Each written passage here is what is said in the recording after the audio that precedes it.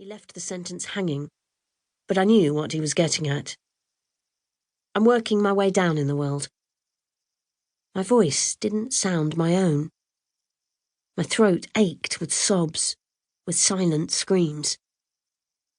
I rolled the ragged ball of damp tissue up my hot cheek and sniffed, staring into the mug of walnut brown tea growing cold on the table in front of me.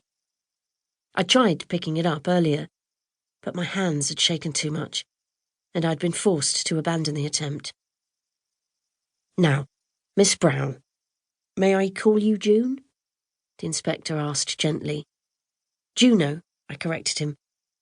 My name is Juno. Juno, he repeated. Like the goddess.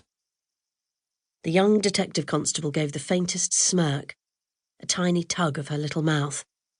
Perhaps she didn't think I was goddess material. Is that your van parked across the road? The old Astra? The inspector went on, making a connection. Domestic goddess is written on the side. Is that yours? Mine. All mine. You can't really miss it.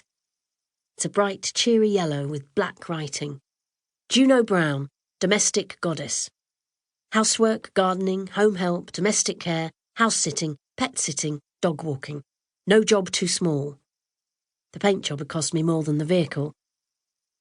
So, you clean Mr. Nikolai's flat? He returned to the murder in hand. It was a bit more complicated than that. Not his flat, no.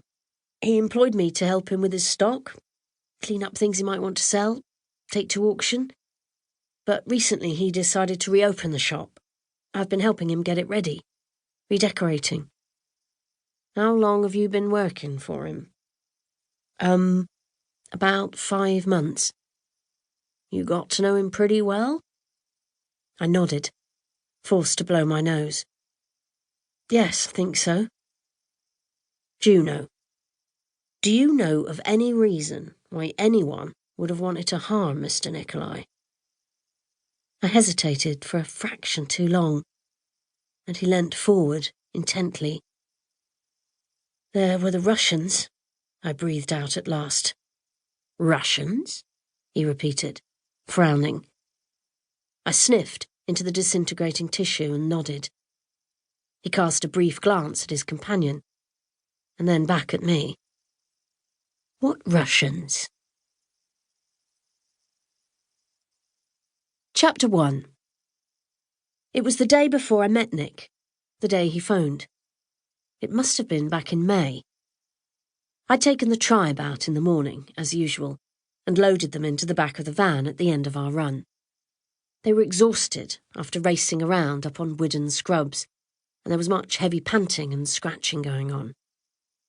I'd parked the van on the brow of the hill, the last place before the road drops down towards Ashburton, the last place I could be sure to pick up a phone signal. Down in the town, it's patchy to say the least, and where I live, it's non-existent. I slid behind the steering wheel and dropped the silent dog whistle into my shoulder bag. Somewhere in that cavernous void lurked my mobile phone, and I rooted around until I found it.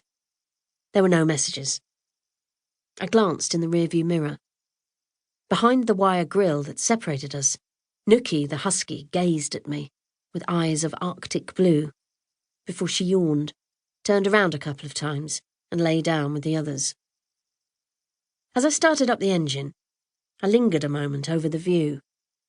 It was still early, the sky pale and soft, dove-grey above distant trees, where the tower of St. Andrew's pierced the mist that floated in a veil over the valley. I turned the ignition. The radio blurted into life, and Vivaldi spilt out all over the Devon countryside. He interests me, Vivaldi. They used to call him the Red Priest.